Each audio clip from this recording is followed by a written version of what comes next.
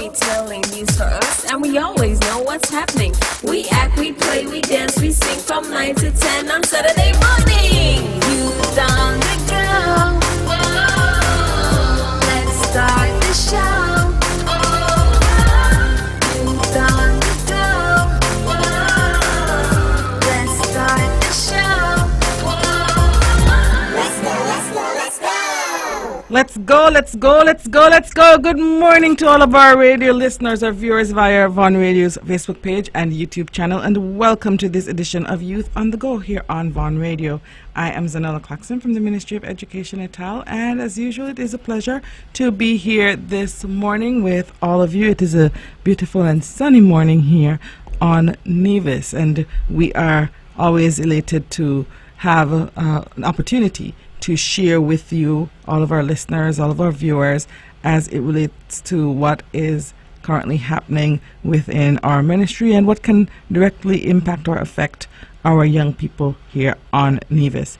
We have, of course, currently we are on the midterm break, the annual midterm break. So as we announced prior to the close of school last school year, and we've consistently been sharing, school is out until Tuesday, and on Tuesday our students and teachers and staff are expected to return to regular duty and to be all poised and ready to continue the school term. We also know that we are in the heart of the football season, and we have had several delays due to the weather. We've had some interruptions, but the season continues, and we had our last set of games on Thursday, the day before the midterm break, and then we have some makeup games tomorrow, which will fall in the gap for some of those that were rained out previously, so they've been rescheduled, and one such round will be tomorrow. And so on Thursday, yesterday, we saw St. James versus EPPS. We also saw St. Thomas's versus St. Joycelyn Library, Nevis Academy versus Ivor Walters, Charleston Primary versus VOJN Primary, and Moorcross Prep versus Montessori Academy. From all reports, it was a great day for football, as usual, for our primary schoolers, and we are looking forward to the updates and the outcomes. But we know that by the end of that round, we had at the top, moving at the top of the points table, is the Charlestown Primary School with 16 points, and they're tied in the first place position currently with the EPPS, both being at the top of the point table. Elizabeth Pemberton Primary 16 points. In third place we have Joycelyn Library Primary 15 points. Fourth, St. Thomas's Primary 13 points, and fifth, Ivor Walters Primary 13 points. Sixth, VOJN Primary 13 points. Seventh, Nevis Academy 11 points. Eighth, Moorcross Prep 3 points. Also in eighth, Montessori Academy 3 points, and then ninth, the St. James Primary School. So that is what the points table looks like currently, and all primary schools on Nevis are competing in this tournament, and so kudos to the players and once again their coaches, their teachers, everyone who has been supporting and assisting them throughout the journey. It's coming really close to the end, and at the end of round 8 we're seeing the leading goal scorers. Jamali Kelly 11 goals, Joycelyn Library Primary Ajani Sadler 9 goals, EPPS Caden Williams 6 goals, Ivor Walters Primary,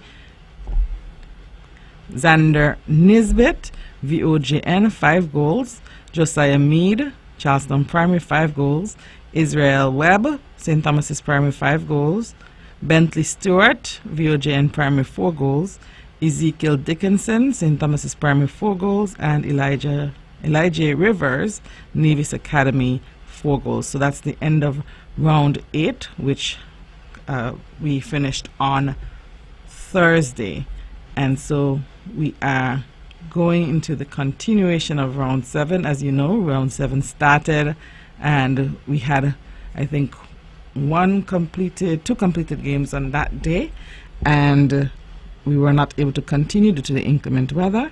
And so tomorrow we'll continue with St. James Primary versus Ivor Walters at 4 p.m.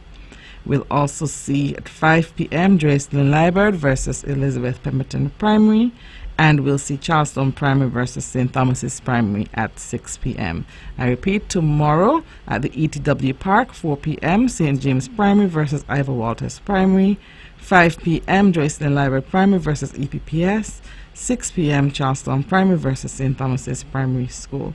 So that promises to be an exciting engagement, and we continue to support our students as they compete in the National St. Kitts Nevis Anguilla National Bank's Primary Schools Football Tournament, and an exciting venture indeed.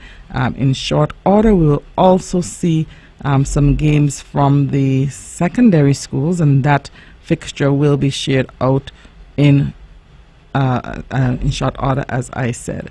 So those games will start during the month of November. So next weekend, I will be able to give the fixture for those games. So we look forward to that as well, and we know that our students will continue to give their very best, and we look forward to continuing to support them as they undertake the various ventures. So those are the football tournaments that are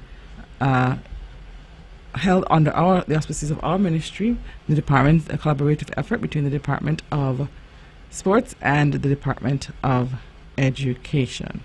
We also are aware that we're getting closer to Youth Month, so next week we will also focus on the calendar for Youth Month, and there is a call for nominations for the Youth Impact Awards, and we hope to be able to highlight some of our outstanding young people.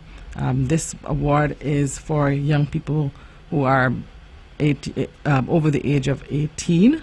I know that we have various ways that we highlight our young people who are teenagers or in the primary setting, and so this is an opportunity for our young people who are above 18. And so please go on out and contact the Department of Youth. They have the application forms, and they're looking forward to hearing from you, to seeing you, as they offer an opportunity for our young people here on Nevis to be highlighted through the Youth Impact 12 Awards. We have nominations open, and it's an open category as well. There's an open category as well, and then we have our traditional areas that you can nominate young people in. So we are reminding you that there are young people out there who are putting in the work, and we tend to, from time to time, focus on those who may not be doing what they should be doing to contribute to and to build our society, but we want to make sure that we put the spotlight on those who are coming out of these awards. The winners usually have the opportunity, they're given funding through Regency Assurance to be able to implement a project. A few months ago, I know we spoke about the project which was done by Miss Yuta Taylor and Miss Bartlett, and they completed their project in financial literacy. And so as soon as we return from the break, I'll be able to share with you and send some kudos out to another awardee from last year who was able to also have an impact on her community, our community, as a 2024 recipient of the Youth Impact 12 Awards. Just some reminders as well that the persons who are nominated must be residents of Nevis, and they must have been here for the minimum of 5 years, must be between the ages of 18 and 35. Family members cannot be considered nominators. Family members cannot be considered as references. And all nomination forms must be accompanied by a biography. All nationalities are welcomed. Nominees cannot nominate themselves. Minimum of 2 years of involvement prior to the nomination cycle. And awardees must agree to serve as ambassadors for the Department of Youth in their nominated category for a period not exceeding 1 year. And the selection is incumbent on a successful interview, and that interview is done by a panel which is selected by the Department of Youth. So those are the things that we want you to take into consideration. Reach out to the Department of Youth and get your nomination packet, or ensure that you get them submitted so that your person can be considered for the award. As I said, when we return, we'll talk a bit about one of our awardees and the impact activity which was recently held, actually held last weekend. We'll take a short break and we'll be right back. Sugar City St. Kitts, keep it sweet. Keep listening to Vaughn. It's time, come on, rise and shine. You know, I know we're gonna have a great time. And now we're past it quickly, you don't wanna miss it. So turn up the radio, it's Youth on the Go. Youth on the Go. Oh, let's start the show. Oh, Youth on the Go. Oh, let's start the show. Oh, let's go. I will learn new things. I will be creative. Grab your gears, let's gather around. An adventure is always waiting. There's storytelling news for us, and we always know what's happening. We act, we play, we dance, we sing from 9 to 10 on Saturday morning. Youth on the Go. Whoa. Let's start the show. Oh. Youth on the Go. Whoa. Let's start the show. Whoa. Let's go. All right, let's go. Good morning to all of our radio listeners or viewers via Von Radio's Facebook page and YouTube channel, and welcome to this edition of Youth on the Go here on Von Radio. I am Zahnela Claxton from the Ministry of Education ETAL here on Nevis, and we are sharing with you, of course, some updates as it relates to some of the activities that we have going on for our young people to support their growth, their empowerment, their development, and of course provide them with opportunities, which is part of our mandate. We have, I said just before the break, that the Youth Impact 12 Awards nominations has been open for a while, and we have been doing the open call for nominations. And I just wanted to take a moment as well to highlight and to share the exceptional work done by one of last year's awardees in the person of Jazzy Queely Connor. Jazzy was one of our awardees last year, and her idea, I think, was nothing short of innovative, and she did an excellent job implementing it, executing the entire project. And her project was captioned Roots. And Roots, the acronym Roots, stands for Remembering Our Origins Through Sustainability. Remembering Our Origins Through Sustainability. And it was sponsored by, like I said, Regency Assurance. Regency Assurance sponsors all initiatives by our Youth Impact 12 awardees. And she was able to combine her love for Nevis, as she says, for Nevis's rich history and environment into one meaningful experience for our country's future leaders. And they were able to visit several places that hold either historical or environmental significance or value, and those included the Nevis Artisan Village, the Museum of Nevis History, the Montpelier Hotel, and the Nevis Heritage Village. And so they stopped at each point, and they had an opportunity to have some engaging sessions, hands-on activities, and then they ended with a treasure hunt. And so attendees were able to test their knowledge of the trees, and they also had the opportunity to work together as a team. They as I said, it was the brainchild of Miss Jazzy Greeley Connor, and generally, I think, as I said, from start to finish, it was an impressive feat. Kudos to you, Jazzy. We're proud of you for taking this initiative and making it something memorable for quite a number of students here on Nevis. We also want to take a moment out, and I'm sure we all have seen the flyers, and we are quite aware that in the coming week we will have the Logos Hope, the MV Logos Hope will be here. I think I'm going to age us a bit. I think we went on the Logos 2. I think that's what it was called back then when.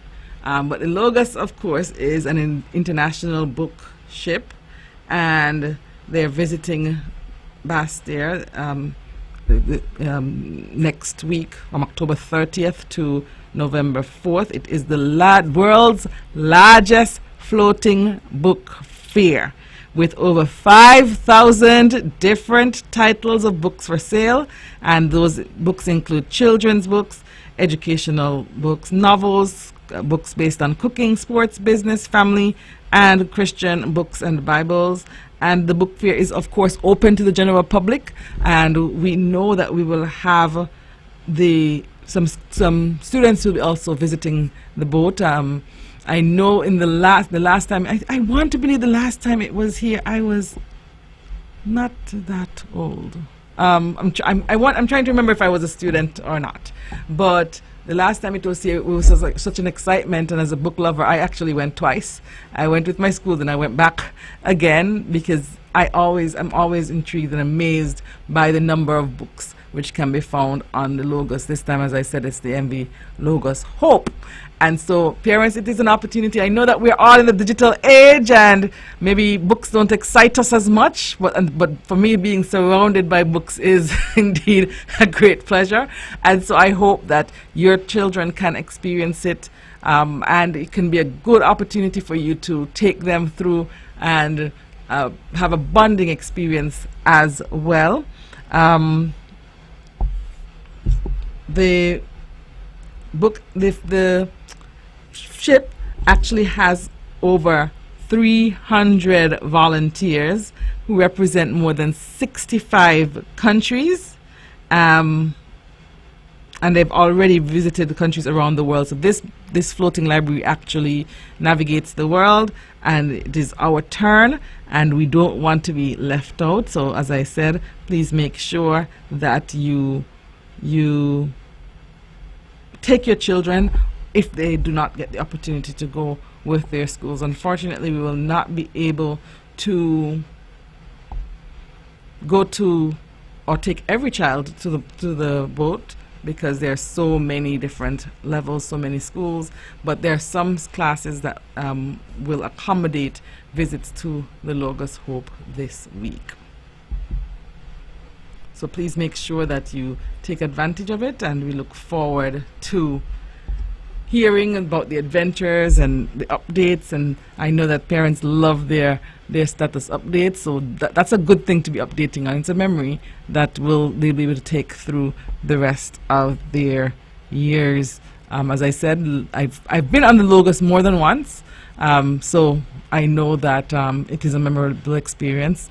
And when you walk in and you see the number of books and you're able to interact with the books, and for children who don't get excited about books, I'm sure that they can find at least one title there. I remember one of the books I picked up at the Logos. I was talking to one of my colleagues yesterday.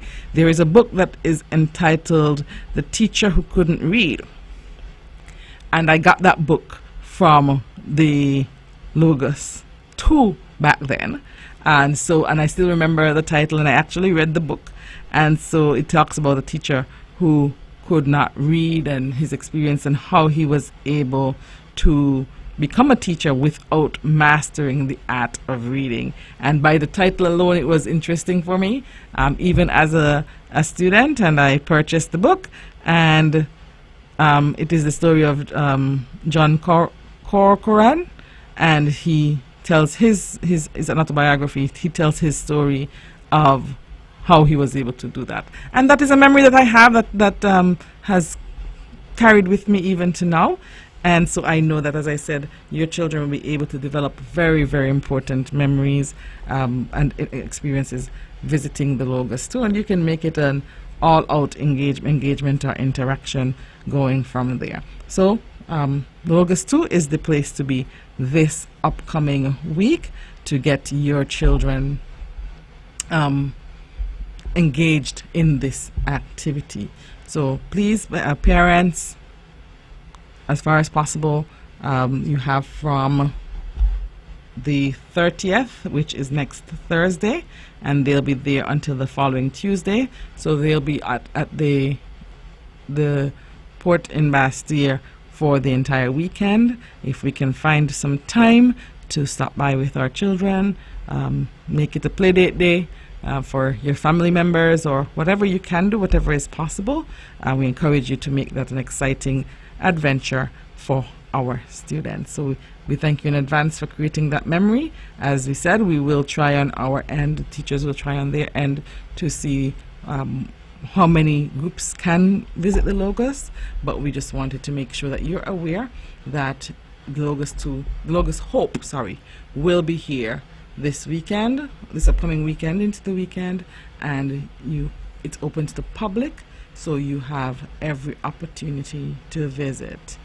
We know also that we are getting closer to the start of the registration period for our May-June CXC-CSEC examinations, and so in the next few days we will also be sharing out those updates. But we want to remind our students who intend to take the exam in 2026, May-June 2026 cycle, that you should be well on your way, and we want to remind you now to remain focused, because you will have a significant amount of work to get done before the actual exam period. We know that you have your research and your SBAs and your IAs, and it is not a small feat, and so we want to encourage you to remain focused. There are so many things happening, and we want to make sure that you are up to speed when the time comes, so that you don't end up falling behind. One of the areas that we know that we have had some challenges with has been the area of mathematics, and the mathematics challenge has been a regional challenge. And while we will not claim or try to mitigate or change the regional landscape, we are trying to do something to help our students here. I know that a few weeks ago we updated that we had a summer math intensive, and the enrollment was very low. Hardly any of the students. It was geared towards fourth formers going into fifth form, and we were able to only get, I think, about 20% of the students to attend.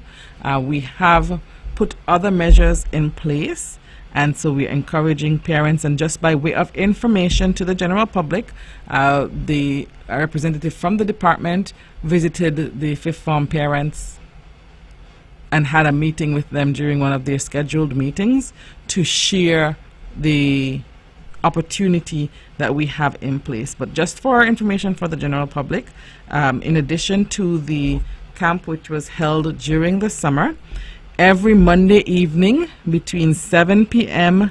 and 8 p.m., let me repeat, every Monday evening between 7 p.m. and 8 p.m., beginning October 20th, which was our Monday that just passed, we have a session at no cost for students, for fifth formers, no cost, and you can come in and we focus on an area of math that will help you to, and we've actually sat down and we've dissected the various modules and we've looked at it. The team is doing an exceptional job at that, and so there are revision sessions to help you with practice questions and things along that line every Monday from 7 p.m. to 8 p.m. And I will continue to talk about. We'll just do a break. So I'll continue to talk about the opportunities that we have available for students in math, getting ready for the upcoming examination cycle. After the break, I'll continue to share the opportunities.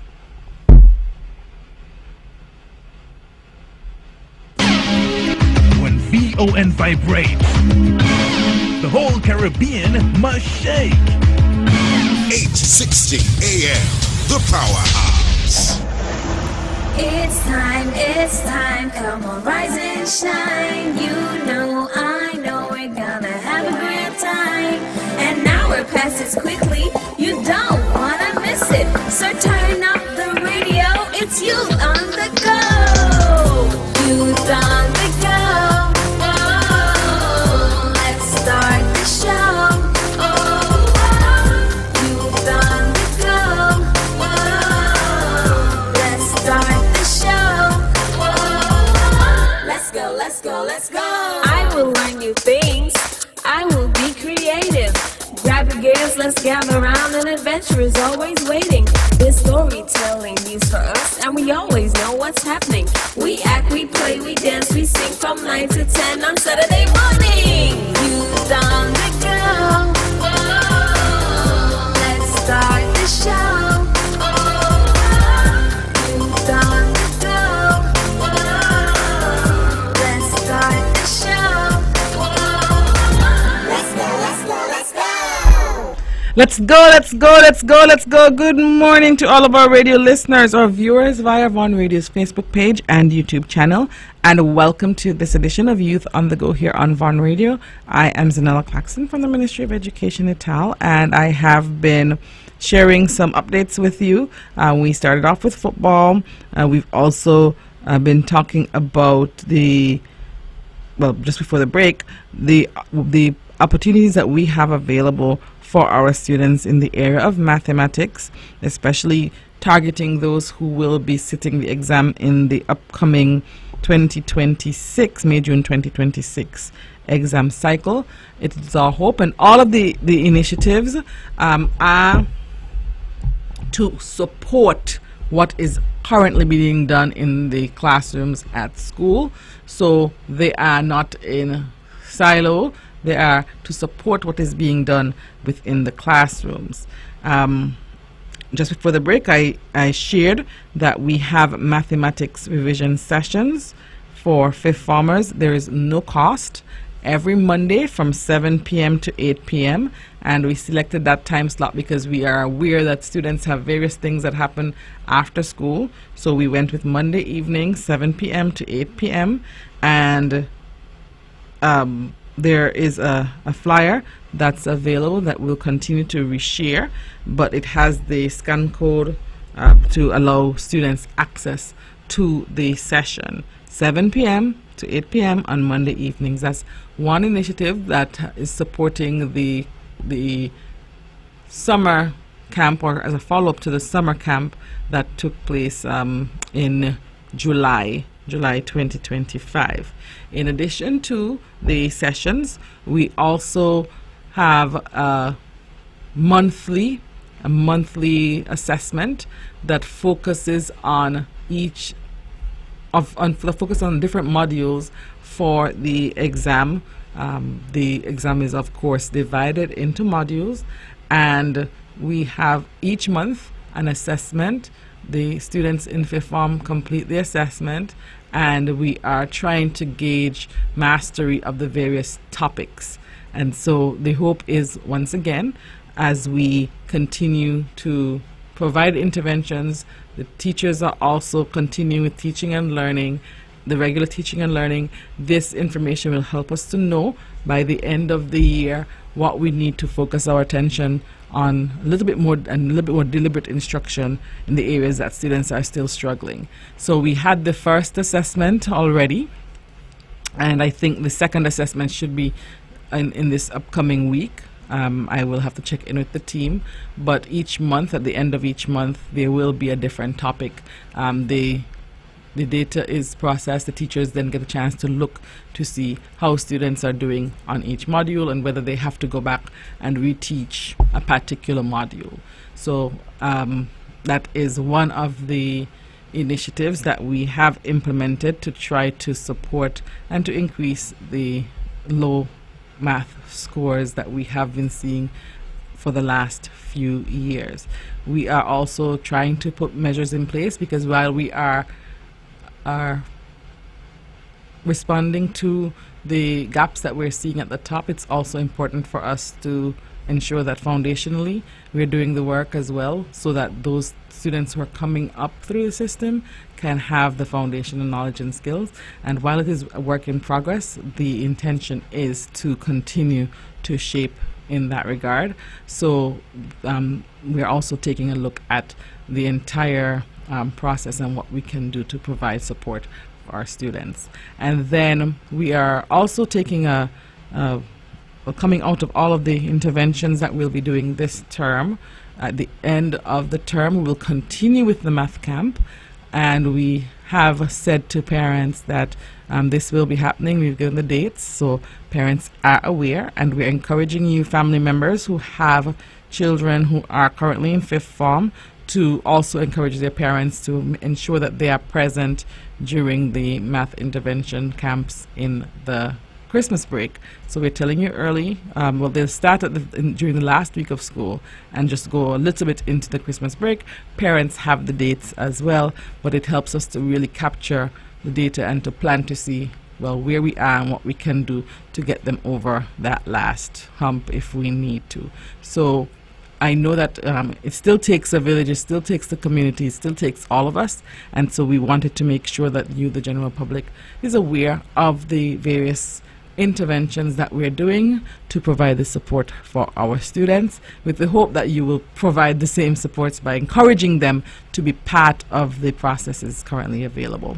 We also hope that at the end of it, so that in the January, February, March block, that term 2 block, that we will be able to continue to monitor, and by Easter break we will have a sense of how we're doing as a system. Of course, we know that it will not be foolproof, it will not be the outcomes will not lead to perfection, but we are ensuring that we are putting measures in place to improve student success, to improve students' ability and comfort in approaching the exam, and that if they can go with a sense of focus and feel a bit of competence and confidence going in, that they will be able to sit through the exam and do much better than we have seen in the past.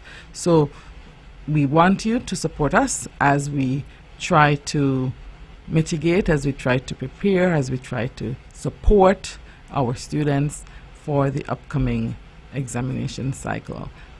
As I said previously, the dates for those registration will be shared with you shortly. We know that we had the first call for registration for January, and so we'll close that out shortly, and we will transition into May, June.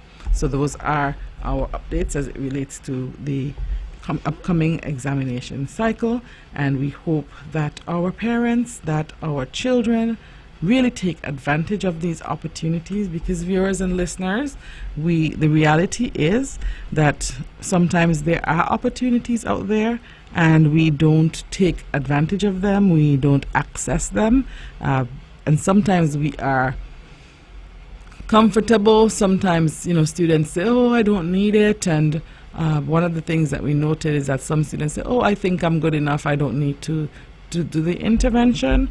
But when it comes to mathematics, the more you practice, the better prepared you are. And so we encourage even our students who are strong in math to access the interventions, just because the more you practice, the higher the likelihood of you succeeding in the examination, in the exam for math. I was never a strong math student, but I practiced a lot, and that helped. And so please, parents, even those who are strong, let them not get overly confident to the point where these supports would be of value had they accessed them, and then they have any regrets going forward. So it won't hurt. I don't think it would hurt for the students to access the opportunity. So parents and guardians, members of the family who are listening, and you know of persons who are currently in the fifth form bracket, encourage them to access the opportunities. The first opportunity would be the ongoing intervention happening on Monday nights from 7 p.m. to 8 p.m. and and there is also a team, a Microsoft team channel, that if you're accessing the sessions, students can get access to videos, they can get access to practice questions, they can get access to various resources to help them all in one space, so that they're able to be successful. I think that, and I want to say commendations to the team at the department and those who have been working behind the scenes, the teachers who have been working, who have been giving, the department heads who have been giving their input as this initiative has been shaped over the last few months, to make sure that it is targeted and it is responsive and that it reflects the needs of our students. So kudos to everyone, and we look forward to the continued effort and also the success at the end of the time period. Our general goal post is August 15th, and so just about a little under a year from now, that will be our goal post, and we want to encourage you to really work hard and assiduously towards May, June, so that when August 15th comes, that you are comfortable, that you are happy, that your output reflected the work that you put in. We also are excitedly looking towards the 2026 cycle, because we will have our dear colleagues from Navy Sixth Form usually visit us a few times per year from the Literary and Debating Society, but we do know that in the upcoming year we will see Nevis hosting as well, and so we look forward to information and updates and the community support and inputs as it relates to that. Nevis is how can I put it? We are die-hard debate enthusiasts. We usually cheer our team on, we support, and debate is an integral part of who we as people. We love the Leeward Islands debating competition, and the last time, if my memory serves me correctly, that it was here was in 2017. It was February 2017, and so the next round here would be 2026, and we are so excited about it, but we know we will not be able to do much and wouldn't have the successes without the community. So in the next few months we will also be sharing a bit about what is expected and ways in which persons can partner. We'll get opportunities to meet some of the members of the society and to share with them as well, and for them to share with us. But we will not be able to do much without you, our listeners, our viewers, our persons who are interested in debate or interested in making sure that they support our students through the debate process. So as I said, we will have updates on that in the upcoming weeks, so that you can provide the support that we need. And no support is not always financial. I think for debate, a lot of the research and inputs and insights help and go a very, very long way. We'll take a short break and we'll be right back. From Queen City, Nevis, this is the powerhouse of the Eastern Caribbean, Vaughn Radio. It's time, come on, rise and shine. You know, I know, we're gonna have a great time. And now we're message quickly. You don't wanna miss it. So turn up the radio. It's Youth on the Go. Youth on the Go. Oh, let's start the show. Oh, Youth on the Go. Oh, let's start the show. Oh, let's go, let's go, let's go. I will learn new things. I will be creative. Grab your gears, let's gather around. An adventure is always waiting. There's storytelling news for us, and we always know what's happening. We act, we play, we dance, we sing from 9 to 10 on Saturday morning. Youth on the go. Oh, let's start the show. Oh, youth on the go. Oh, let's start the show. Let's go, let's go, let's go. Let's go, let's go, let's go, let's go. Good morning to all of our radio listeners or viewers via Von Radio's Facebook page and YouTube channel, and welcome to this edition of Youth on the Go here on Von Radio. I am Zahnela Claxton from the Ministry of Education Etal, and it is indeed a pleasure to be here with all of you today, this beautiful Saturday here on Nevis. We are currently, as I said last week, we looked at the upcoming Nursery Rhyme Week, and it was remiss of me not to say thank you, so I will say thank you before I continue. I want to thank Ajerne and Akila for holding down the fort last week. I was not present, and they held down the fort and really led through the ECCB Children's Connection program, and I want to give them highest commendation and kudos for a job well done. And both young ladies are among the UNICEF local ambassadors. They are children ambassadors for St. Kitts and Nevis for UNICEF, and so we want to, they through a UNICEF ambassadorial program, and so I want to say kudos to them for stepping out and for taking up the challenge and continuing. You know that Ajerne is usually the co-host, and this last week she took up the challenge of leading the show, and I must say thank you to her for doing that very, very willingly and for giving her very best. And I know that, and it was something that we've been toying around with for a while, but last week she really stepped up to the plate. So thank you so much, Ajerne. Thank you, Akila, for agreeing to come on as co-host.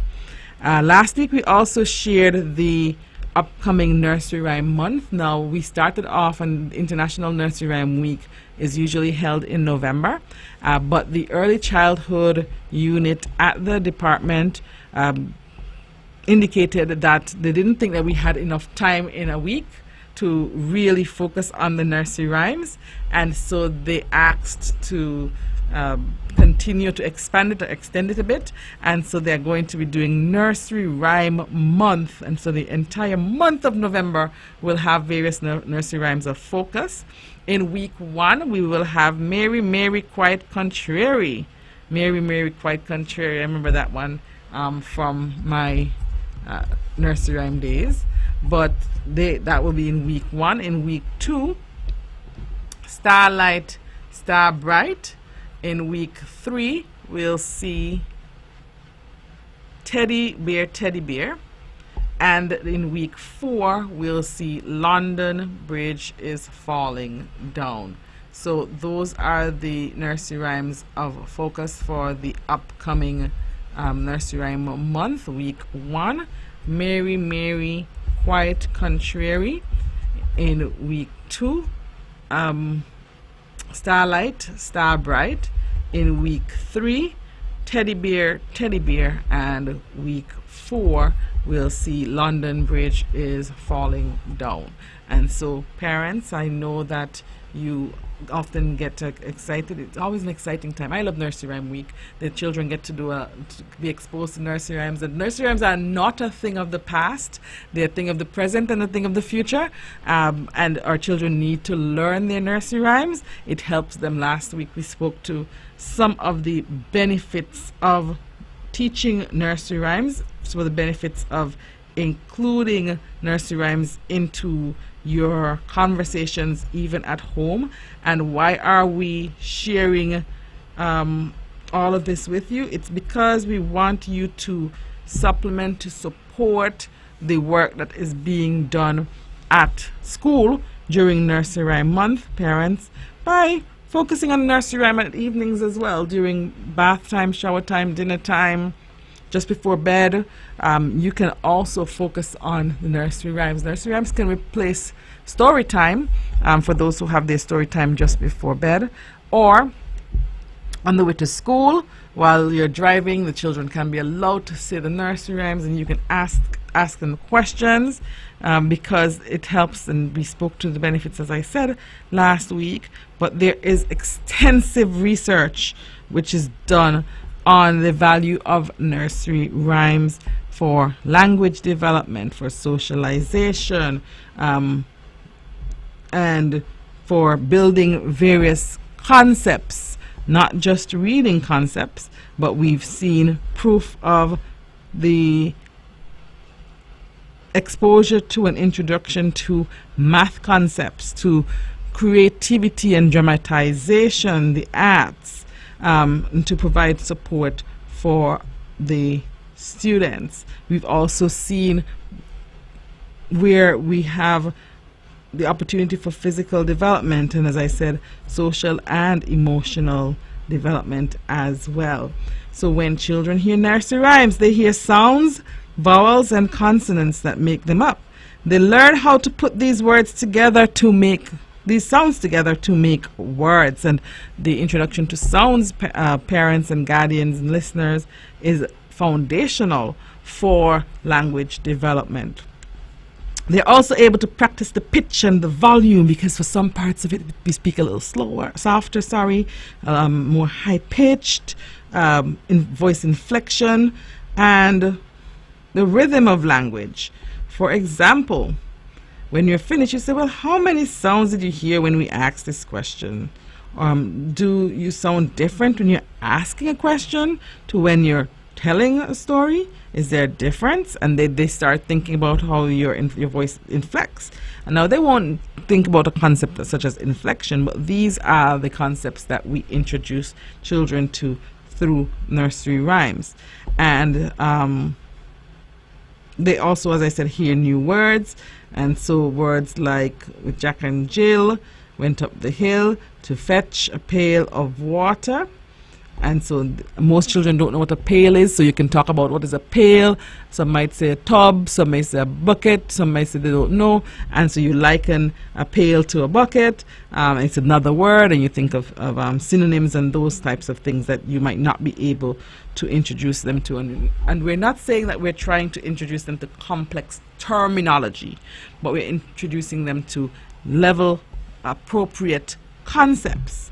Nursery rhymes also help with cognitive development, and I'm saying this, parents, because even outside of Nursery Rhyme Month next month, you should be able to keep going, keep introducing and exposing your children to nursery rhymes to help with some of these areas.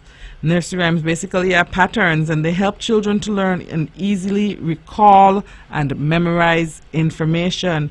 They usually tell a story with a beginning, an end, and a middle, and this can help teachers to teach that events happen in sequence, that they begin to learn how to understand stories and follow along.